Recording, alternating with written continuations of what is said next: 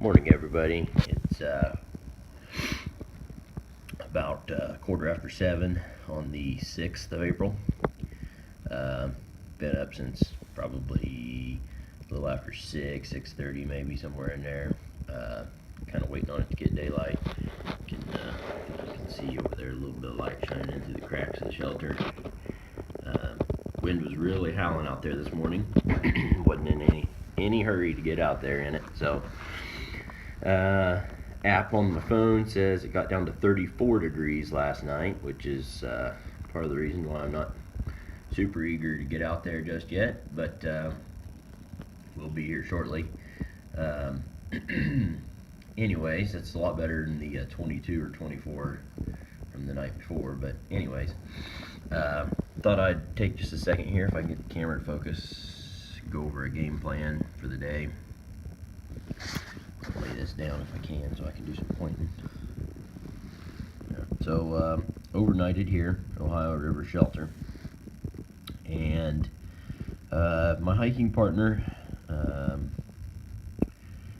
Putt Putt, is I'm not sure which campground, maybe here, I'm not sure. Anyways, that's where he spent the night. So he is going to drive. He has his truck. I'm trying to get my headlamp. There we go. He has his truck, and he's going to road drive however it takes, and meet me right here at this Cold Friday Road. I guess it's down here, road crossing where that parking is. That's a 2.8 mile hike for me, and I'm told that these dips that you see here on the trail, those are not some fancy switchbacks to make it easier for you. I'm told that that portion of the trail is called the Saddle and one of the most difficult to hike. So I guess in a way I'm happy that it's this morning. I found out last night on my way up to the Ohio River Shelter, through this area right here, you climb a pretty substantial ridge. It's not that it's that steep, it just keeps going and going and going. So anyways, happy that we're going to be tackling the Saddle first thing this morning. It looks like I'll hike alongside the river there for maybe a half mile, 3/4 of a mile, and then cut in, go over some ridges. So just going to play it by ear. I really haven't seen any footage of anybody hiking the Saddle. Other hikers check in with video footage. Move my camera here. When they get to the parking area here, and they talk about how strenuous it was, but never seen any footage of it. So I'm going to try to get a little bit of that for you today. But I'm going to make use of this picnic table over here. You can see that. I'll get me some coffee going and some breakfast, and try to get warmed up a little bit and get out the door. So we'll check in with you as we're on the trail.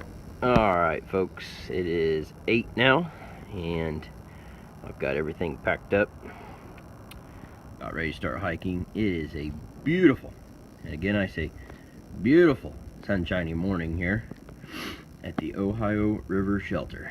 So one thing I'll mention, there have been several trail reroutes that are not updated on the map. So if you are leaving here headed, let me think about this for just a second, like northwest, back toward the Pioneer Picnic Shelter, you will see, I don't know if you can see it in the video here or not, a trail marker for the Adventure Hiking Trail straight out along that ridge. It is a post with a green and white marker. Don't go that way. There's hardly any trail remaining. I couldn't really discern where it went, but rather you will see, if I can find it here in my shot, the green and white marker there. It now goes off the back side of the ridge here away from the river. Just something to consider. So, yep, food for thought. Hopefully I don't have the same situation this morning, heading southeast. But I see a marker down there. Hopefully it doesn't lead me to an abandoned trail. But I'll update you. We'll see you.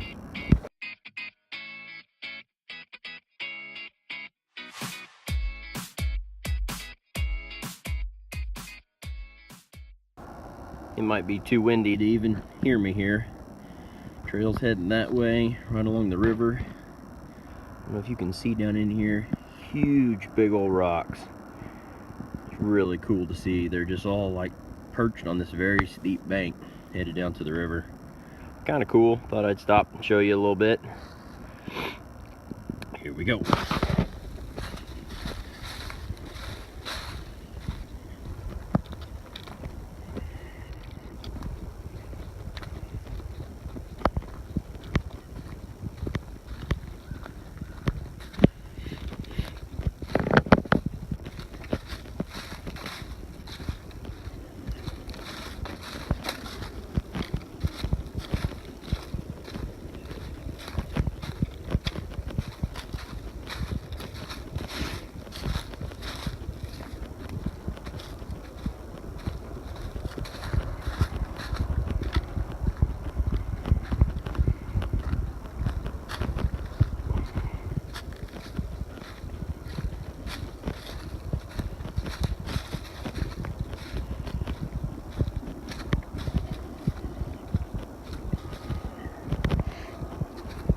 Several more of those rocks you can see. Very cool.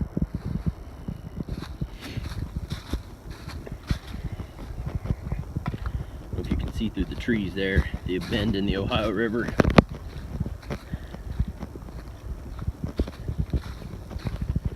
Just gorgeous. And an update on that mine. I don't know if you can see there through the trees. It was all lit up last night, and I can hear machinery running, whether it's a rock crusher or what. I could hear it a little bit through the night. Every once in a while there's kind of a loud boom. I don't know if it's an explosion or what it is. Didn't bother me a bit. I slept right through it. However, this morning, I want to say, would have been right around when I got up, maybe 6 o'clock.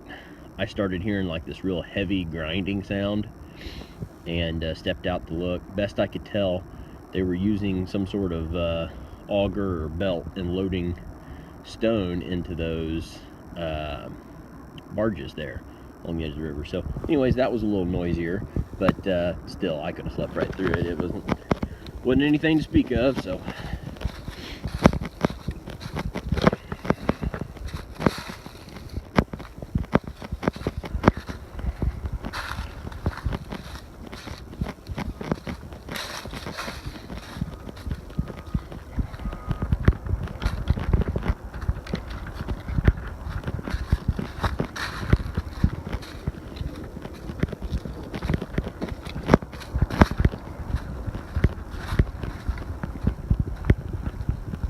see the green paint on the tree there, keeping us honest.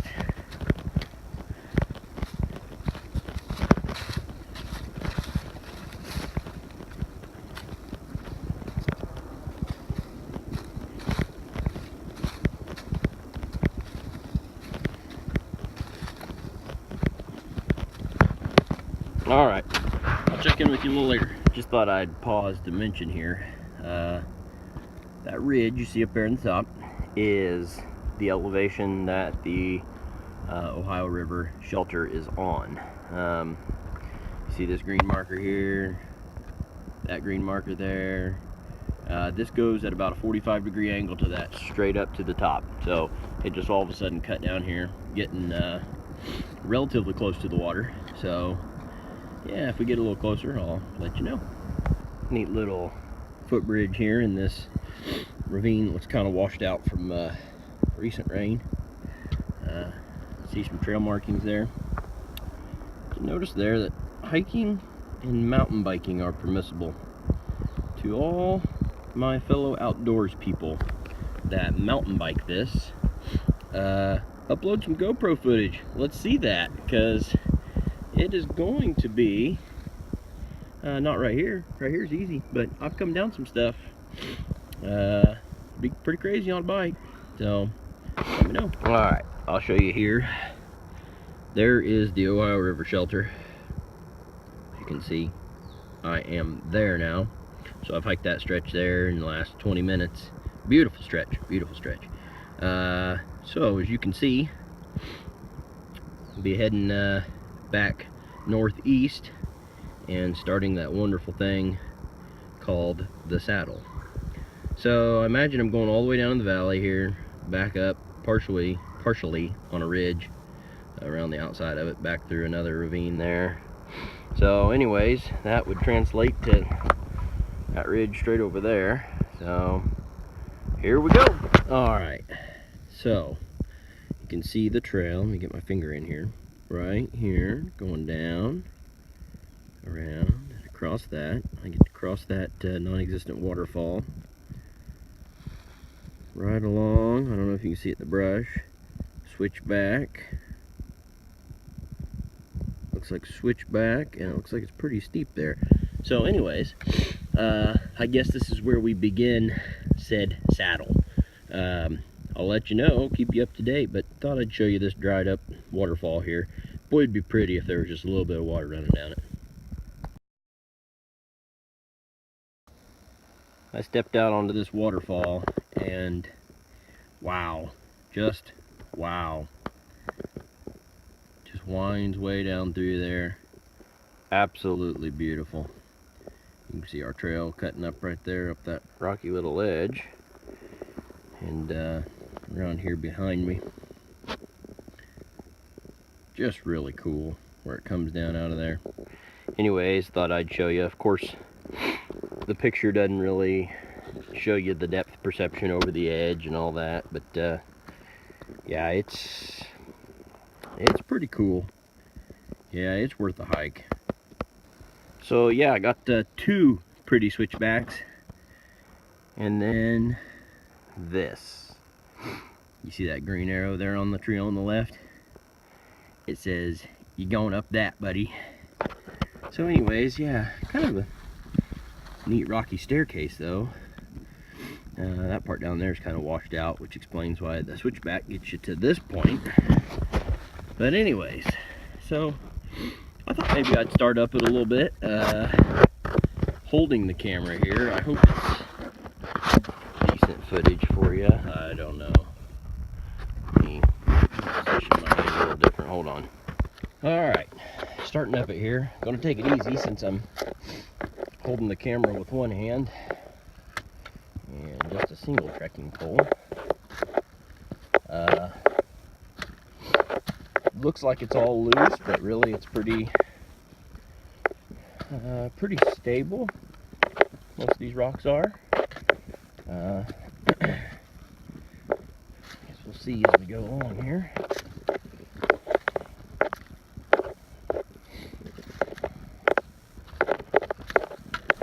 I thought I'd take a second here to apologize while there was actually no voice on the video for all the clicking and clunking sounds you hear from the phone case. So obviously I'm going to do a review, and that will be one of the negatives about that case. I did protect my phone just fine and dandy, but makes a lot of noise. Sorry about that.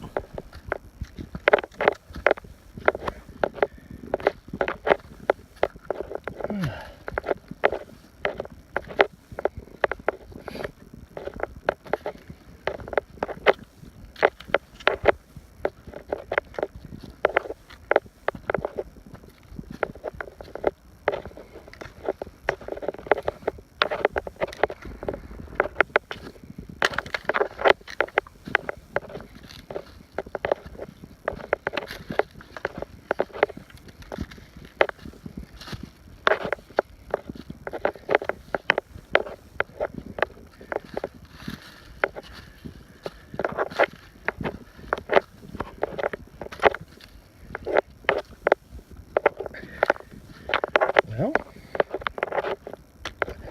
I would assume this is not the top. It is leveling off though for a minute.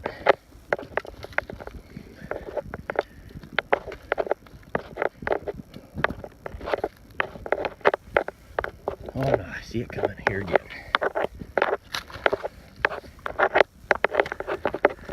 It's too early to sweat. Good thing I'm not doing this in August.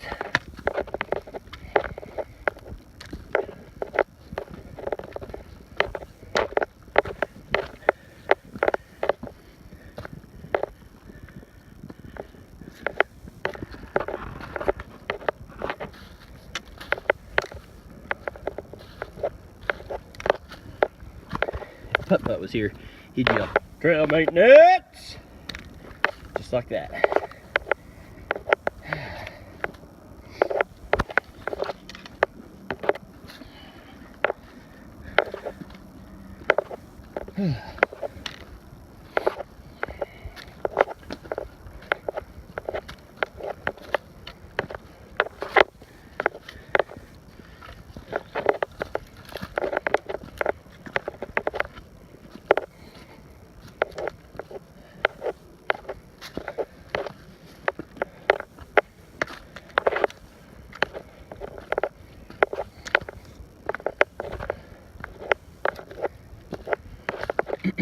I will say that if I was going down this, I would not be filming.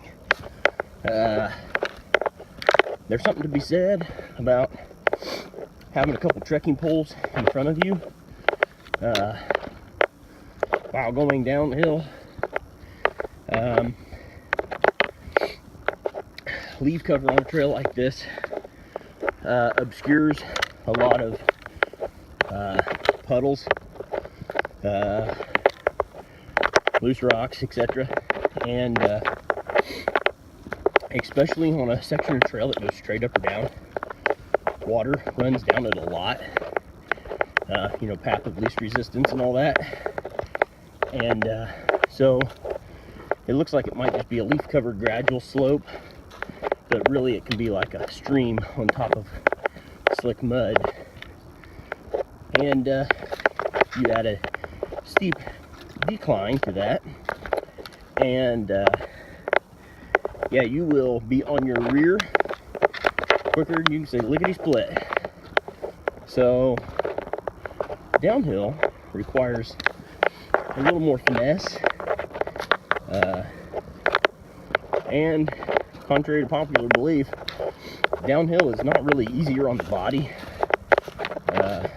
There is significant muscle use required to slow the descent. Also, shove your feet really far forward in your shoes, and if not sized properly, your toes will start just pounding against the front of your shoe, which can cause all kinds of problems. I've even heard people losing their toenails from hiking too long in a shoe that's too small. They say whatever you normally wear, size up. A whole size, actually, I've heard on lots of accounts. So, but of course, you can be the only judge of that based on your experience and your comfort level, and so on and so forth. Also, long-term hiking causes your feet to swell for whatever reason. So already you're going to have limited shoe space, and then you're going to start the great forward sliding action. So yeah, allow yourself plenty of room. Under normal conditions, your feet may slide in the shoe a little bit. So my advice is get a good sock, even a sock liner, something to keep you from rubbing your foot raw in places and getting a lot of blisters. And then, like yesterday, my shoes and socks, I feel, are actually a really good setup for me, and I've had a lot of success with them on day hikes. Never have I gone home and had a blister or a hot spot, even hiking in some hot weather, in soggy conditions, so on and so forth. So yesterday I attribute my hot spot to just pushing myself a little too hard. anyways, so I've rambled on enough. Holy cow, 7 minutes, 12 seconds. I'm gonna shut this puppy off, and I'll bring you up to speed if I find something else. Oh, look at that view. Oh yeah, that made the climb worth it. That is so pretty. All right, I'll talk to you later.